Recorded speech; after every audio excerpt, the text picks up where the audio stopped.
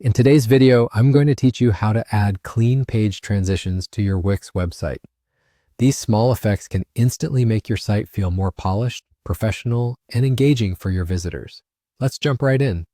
To start, you'll want to log into your Wix account. Once you're logged in, open up the website you'd like to edit. You're now inside the Wix editor, and it's here that we'll work our magic. First, select the page where you want to add a transition effect. It's important to remember that these effects can be applied to each individual page, offering you the flexibility to customize your site's appearance as you see fit. Now direct your attention to the left-hand toolbar. This is your control center where most of the design magic will happen. Click on the Site Design option, which houses several creative tools for your site. From there, open the Page Transitions tab.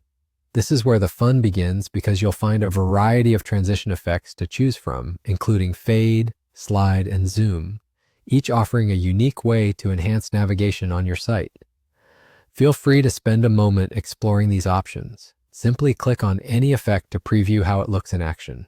You'll see that each effect gives a different kind of charm and feel to your site, allowing you to select the one that aligns best with your website's theme and mood. You might notice that some transitions feel too fast, while others might seem a bit too slow. No worries here.